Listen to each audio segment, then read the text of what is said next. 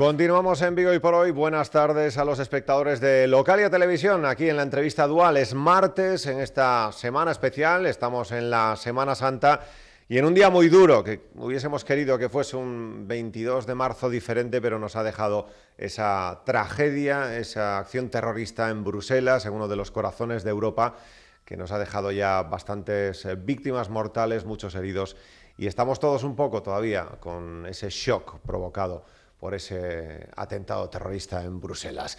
Tenemos con nosotros en la entrevista dual al obispo de la diócesis de Tuy Vigo. Hay que agradecerle que esté aquí con nosotros en una semana tan intensa, tan complicado, de tanto trabajo, y que se comprometió en su día y aquí está, cumpliendo con su palabra, aquí con nosotros don Luis Quinteiro Fuiza. ¿Qué tal? Muy buenas tardes. Muy buenas, Jacobo, y todos los telespectadores. Gracias por estar con nosotros. Gracias a vosotros. En un día duro, ¿no, monseñor? Con estas noticias que nos llegan desde Bruselas. Evidentemente es muy preocupante todo esto y ojalá podamos encontrar una vía de paz, de serenidad, porque esto es muy preocupante, ¿no? Muy preocupante y yo creo que el camino del mundo es el camino del diálogo. Tenemos que entrar en ese camino. Esperemos que seamos razonables todos, que nuestra cultura sea capaz de volver a las vías del diálogo, que son los que pueden ofrecernos una perspectiva de futuro. Sí. Y en este sentido yo creo que nuestra sociedad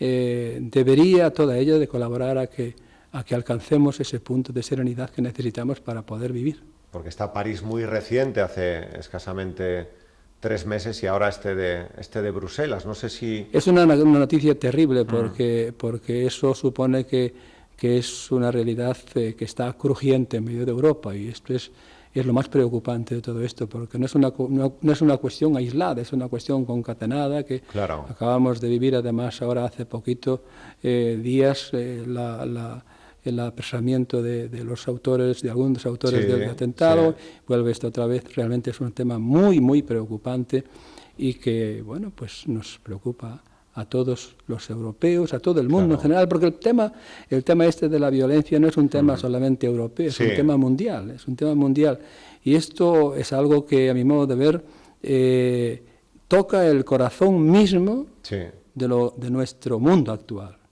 Sí. Lo terrible, a mi modo de ver, es que después de tantas perspectivas como hemos tenido de un mundo en paz, de un mundo sereno, de un mundo tranquilo, de un mundo racional y razonable, que nos encontremos ahora a las alturas de este siglo XXI con esta situación que realmente es absolutamente irracional. De hecho, hay una exposición en la Concatedral que ustedes han traído, don Luis, sobre lo que son los efectos colaterales en muchas partes del mundo, pero entre ellos lo que provoca el terrorismo en sitios como Siria, en sitios como Irak, con testimonios directos de gente que está trabajando allí en misiones y que pues ya una vez que tú me ofreces, que uno cuando lo ve se da cuenta de lo que se sucede, ofrece esa oportunidad de hablar de eso. Realmente nosotros hemos traído esa muestra para informar, simplemente para decir lo que está pasando ahora mismo en el mundo. Hemos traído hace poco aquí a una persona, un sacerdote, que está viviendo entre esos campos de refugiados. Ha habido un momento en que nos ha informado profundamente y nos pareció oportuno traer esta muestra para ver realmente hasta qué punto nuestra sociedad tiene que sensibilizarse con este hecho, ¿no? Claro. Porque es un hecho muy serio, muy grave. Sí. Por ejemplo, ahora mismo en Irak, en el año 2014, ha dejado de romperse una tradición de convivencia desde el comienzo mismo del cristianismo en esa tierra. Han tenido que huir, pero si no huían, los martirizaban o los hacían convertirse. O sea, claro, ¿cómo es posible que a estas alturas del mundo la libertad de conciencia, la libertad de religión, la libertad en todos los ámbitos de la vida no sea respetada, ¿no? Pero hablamos de Irak, hablamos de Siria, hablamos de África, es decir, y ahora esta realidad que estamos viviendo aquí es tremenda. Una situación complicada. Por otra parte, yo creo que esto nos tiene que hacer pensar a todos, en el sentido de que el mundo tiene que recuperar las vías del diálogo. profundo, y las vías de los valores profundos, y las vías del respeto absoluto a la conciencia humana de unos y de otros. A mi modo de ver, no podemos abandonar los principios de una cultura del respeto. Pero hablaba usted del diálogo, ya que habla de diálogo, estas semanas, estas horas, estos días, estamos viviendo un hecho histórico, la visita de Barack Obama a Cuba, precisamente la persona que impulsó ese diálogo, ese encuentro, ese acercamiento, esa ruptura de la Guerra Fría entre Cuba y Estados Unidos, fue el Papa Francisco. En realidad, exactamente, el hecho de la prensa internacional le dio un gran relieve a la visita de estos días de Obama, que está en Cuba, pero es la culminación de todo un proceso de diálogo. Mire, yo estuve allí en Cuba, pasé un mes en Cuba en el año 2002. Fui allí a dar ejercicios a los sacerdotes de Cuba y a los obispos de Cuba. Y recorrí, estuve una semana en La Habana, otra semana en Camagüey y otra semana en Santiago de Cuba. Por tanto, he recorrido la isla hablando con los obispos, con los sacerdotes, y realmente aquello estamos hablando del año 2002.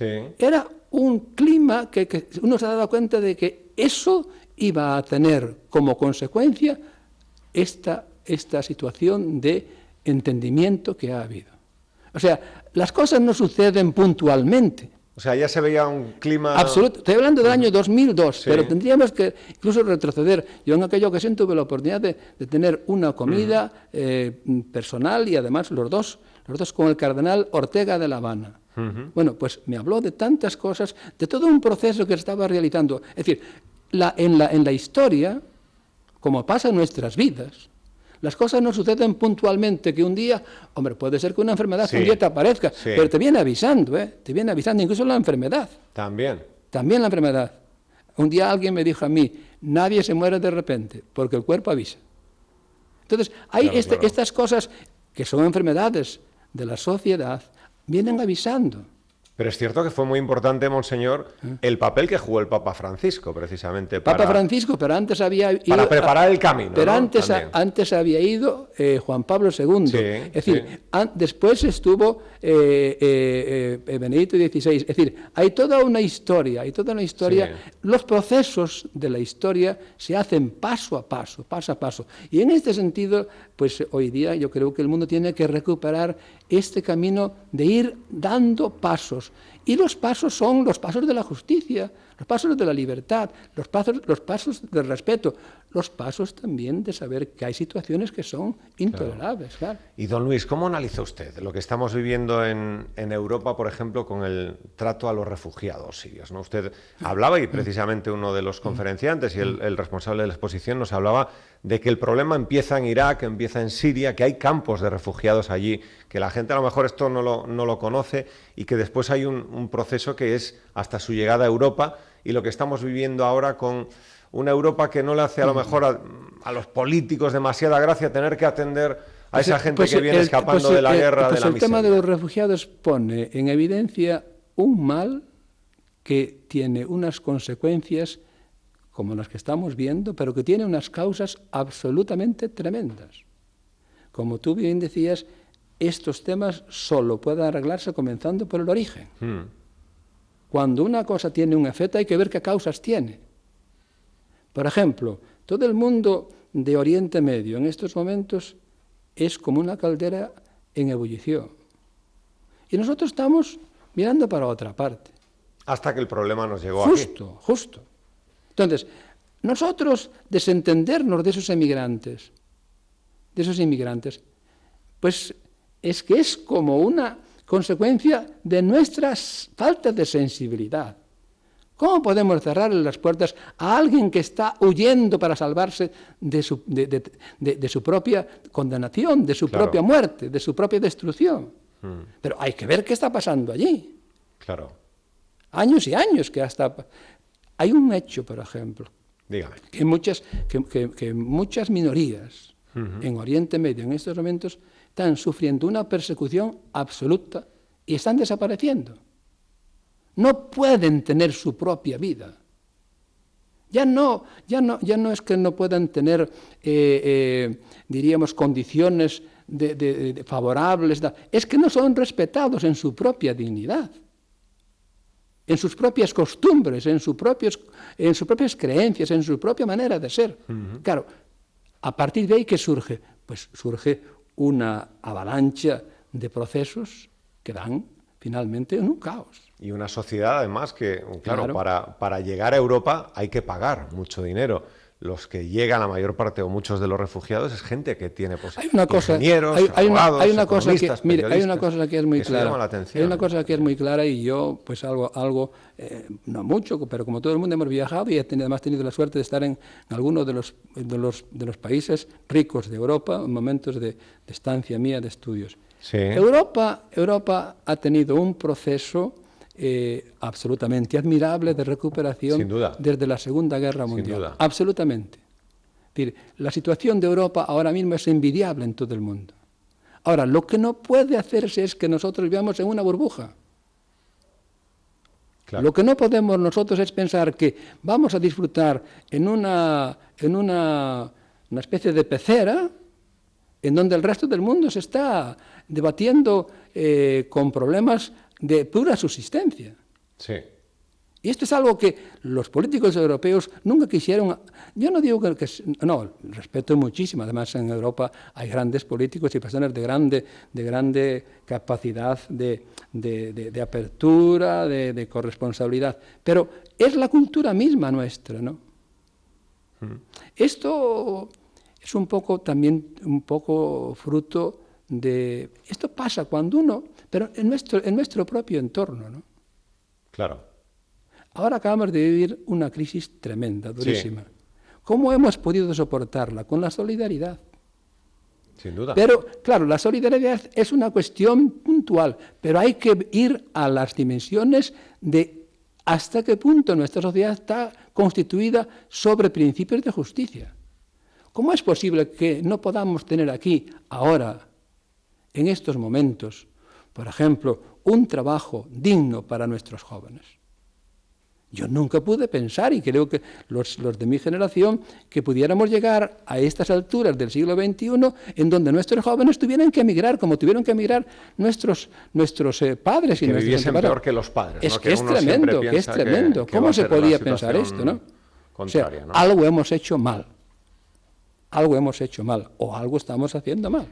¿Usted cree, monseñor, que sabremos leer las cosas de la crisis? Es decir, ¿sabremos interpretar lo que nos ha dejado, por ejemplo, socialmente la crisis para no volver a caer o para no volver a incurrir en los errores? Yo creo que estos nuevos movimientos que todos tenemos en la mente en España son un síntoma de esta situación. Las cosas no han ido bien. Hay graves situaciones que hay que corregir. Ya. Y por tanto, esta sociedad nuestra tiene que abrirse a una nueva situación. El mundo ha cambiado. Claro. La misma sostenibilidad de las cosas ha cambiado. Sí. Es decir, entonces tenemos que... Y la mentalidad nos ha cambiado un poco, don Luis, también. Por ejemplo, veíamos cómo Italia adoptaba una medida que Francia ya la tiene desde hace tiempo y que, por ejemplo, en España colectivos quieren que se aplique también aquí, que es que los supermercados no puedan tirar comida. Y que ya se aplica en Francia, ahora Italia esta semana lo va a aprobar.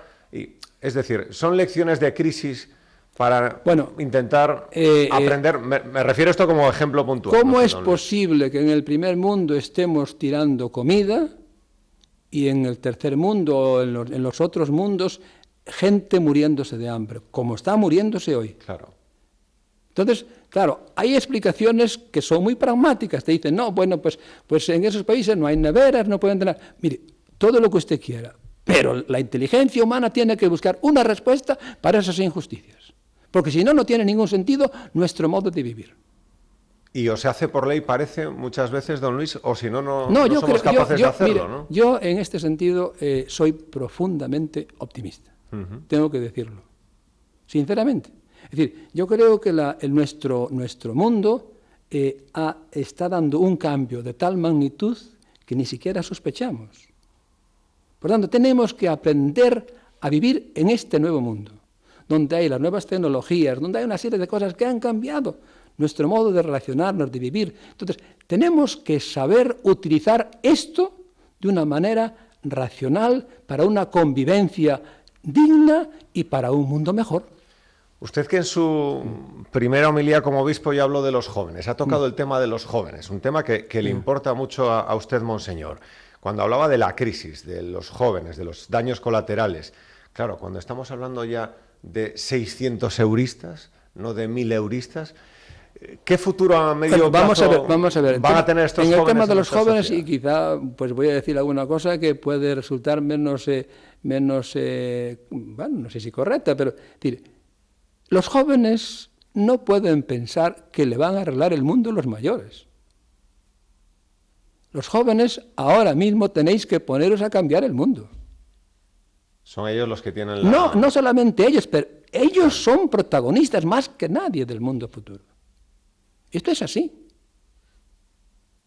Es decir, porque hubo también un tiempo en el cual uno se retiraba.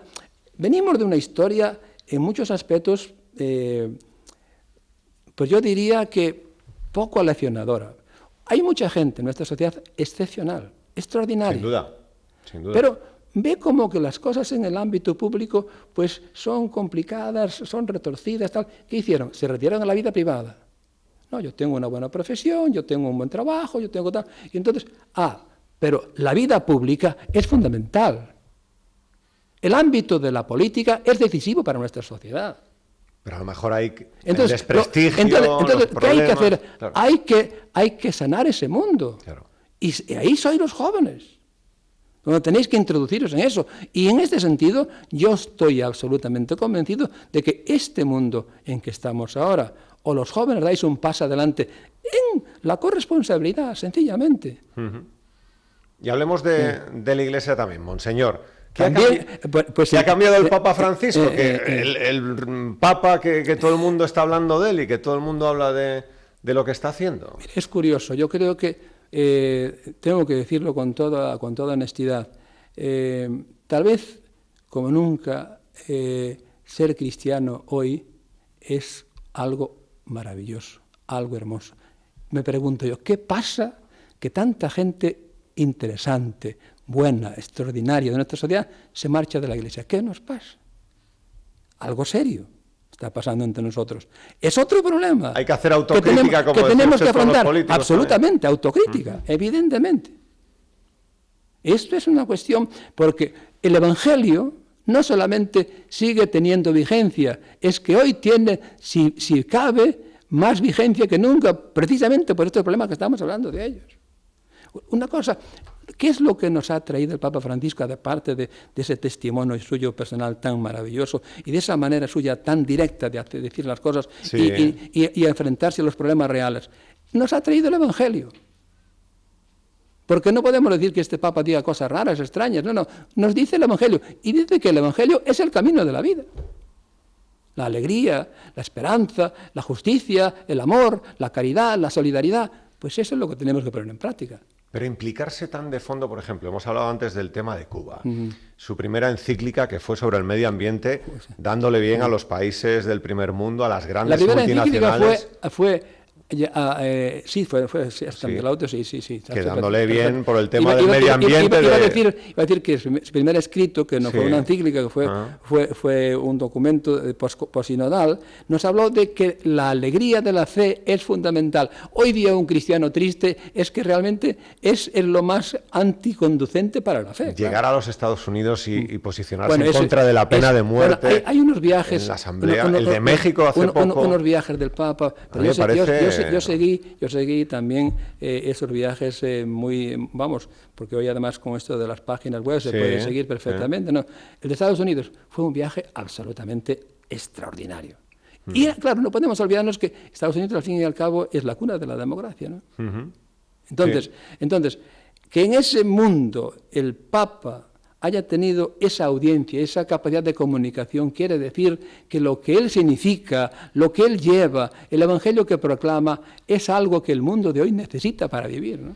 Un mensaje que parece que está calando también en los jóvenes, algo que le preocupa a usted, que decía, hay que captar a los jóvenes, hay que también tener a los jóvenes. ¿Usted cree que esa modernización que también el Papa Francisco está dando esa imagen de más apegado a los problemas de la sociedad? Decía él, por ejemplo, que la Iglesia Católica se adaptará a las condiciones cambiantes de la sociedad, que no hay que tenerle miedo.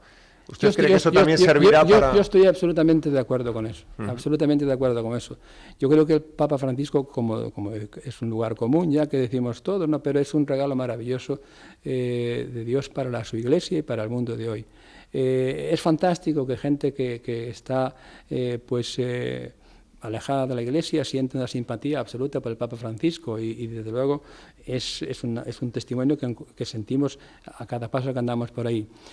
Esto, sin duda ninguna, va a ser... Porque el Papa Francisco está llamando, está invitándonos. Y ese momento en que el Papa Francisco ha comenzado a decirnos eso va a significar un cambio que no tiene vuelta atrás. Sin duda. Estoy convencido completamente. Y en este sentido, no sé qué rapidez iremos teniendo en el proceso, pero ese proceso no tiene vuelta atrás. Y es un proceso que va a afectar al modo de vivir la fe en la Iglesia, lo que tú decías antes, la autocrítica, sí. Y va a significar un nuevo modo de transmitir el Evangelio y de transmitir los valores de la vida y los valores de la fe. La Semana Santa, ¿cómo se presenta en nuestra ciudad y en el área metropolitana, en la diócesis? Hemos tenido un primer día... Sí, la borriquilla sabe que nunca falla. Eso, bueno, pero yo me salí de casa... Eso en Vigo nunca falla. Me salí de casa el domingo creyendo que iba a llover, porque todas las predicciones que había en ese momento eran de llover. Bueno, pues hemos salido, ha sido un día precioso. A mí me alegra muchísimo ver a los niños por todo el recorrido, pero sobre todo ahí en la Puerta del Sol es un momento precioso, ¿no? Precioso. Y ahí es donde se ve esa estampa, a mí me encanta muchísimo, pero no ya desde el punto de vista de sentirme halagado por eso, porque al final no es esa la cuestión, sino esa estampa de los abuelos con los niños, de los padres con los niños, tantos niños y niñas, a mí me fascina, porque es la imagen de un Vigo joven, de un Vigo que tiene futuro, de un Vigo que realmente va a cambiar muchas cosas en esta historia, ¿verdad? Y el resto de la Semana Santa, Monseñor, pues ¿cómo le podemos dar un impulso a la Semana Santa de Vigo? Con la ayuda de todos, con la ayuda de todos. ¿No? Vigo es una ciudad joven, joven. Por tanto, muchas cosas tendremos que ir creándolas de cara para el futuro. Y una de las cosas que tendremos que hacer en esta ciudad es también tener una Semana Santa, bueno, pues sencilla, humilde, porque yo en esto no tengo pretensiones, ¿no? No tengo pretensiones. Lo que desearía es que esta Semana Santa, como otras muchas, la viviéramos con devoción, con intimidad y al mismo tiempo también compartiéndola con la ciudad. Y yo invito a todas las personas de todo tipo, especialmente a la gente más sencilla, a los abuelos, a los niños, a los padres, que vengan y compartamos tranquilamente ese momento de las procesiones, sobre todo que asistan a los actos litúrgicos de la Semana Santa, sobre todo que sea un tiempo en el cual nos acordemos de la historia de Jesús. Nosotros en esta Semana Santa, como en toda Semana Santa, celebramos el misterio central de nuestra fe. Entonces, días como Jueves Santo, la institución de la Eucaristía, el Viernes Santo, la Pasión de nuestro Señor Jesucristo, el Sábado Santo, un día de silencio a la espera de la resurrección, y luego la gran vigilia de la celebración de la Pascua, ¿no? Son unos días que para los creyentes, para nosotros, tienen un sentido profundísimo. Y yo me alegraría de que todas las parroquias pusieran todo el esfuerzo y todos los feligreses para vivir estos momentos centrales de nuestra fe. Monseñor, ya que tenemos al Celta a punto de clasificarse para Europa, muy cerquita, ya estamos ahí. Cuando vienen gente como Monseñor Amigo, que es muy amigo suyo y que viene muchas veces a vivir, ¿cómo le explica usted el fenómeno del Cristo de la Victoria? Ya que hablamos de Europa, eso es la Champions League, esa manifestación de decenas de miles, de más de 200.000 personas que cada año se dan cita en esa procesión de las calles. Pues el Cristo de la Victoria es el reflejo más auténtico de lo que es Vigo. Todas las personas que yo he conocido que han venido primera vez a ver y a vivir este fenómeno, les ha fascinado absolutamente. Pero eso es Vigo, eso es Vigo. Hay todas las ciudades tienen como unas estampas, ¿no? De que nuestra estampa primera es el Cristo de Vigo, pero pues está el Celta y está el mar y está nuestra ría y están tantas cosas que tenemos ahí. Por tanto, yo creo que tenemos que dar gracias a Dios porque vivimos en uno de los lugares más bellos, y no el más bello del mundo. Sobre todo tenemos gente joven. Para mí es lo más importante. Gente muy cualificada. En esta ciudad el nivel de cualificación profesional es altísimo. Y yo lo que desearía es que ningún joven de nuestra ciudad tuviera que marcharse de su ciudad. Claro. Y esto sería, a mi modo de ver, el gran logro. Pero además, esto tenemos que hacerlo en un esfuerzo colectivo. Aunando esfuerzos unos con otros, en un pensamiento abierto, en una actitud de acogida, acoger a los que vienen, porque además hay una cosa, esta ciudad es grande porque ha sabido acoger. Sí. Es una sociedad, es una ciudad que ha crecido con la inyección de tantas personas cualificadas que han llegado aquí, y que hoy son viguesas. Claro que ¿Quién sí, es vigués? El que ha trabajado por Vigo y ha crecido en Vigo. Claro que sí. ¿Claro?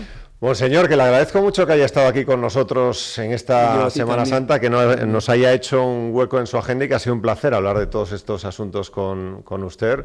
Y le emplazamos a que se venga otro día también a muchas gracias hablar de a estos ti, asuntos. además, que hayas encontrado este hueco en este día tan difícil, que vosotros estáis tan atentos a las noticias tan dolorosas como estamos viviendo hoy. Pues don Luis Quinteiro. A todos, pues para ti, para toda la audiencia, un saludo muy grande y ojalá que nos veamos estos días en alguna manifestación de la Semana Santa de Vigo. Muchísimas gracias por estar con nosotros, monseñor. Gracias a don Luis Quinteiro Fuiza, el obispo de la diócesis de Tui y Vigo, que nos ha acompañado en la entrevista dual de este martes. Volvemos para despedir en la radio, despedimos a los televidentes de Localia. Gracias.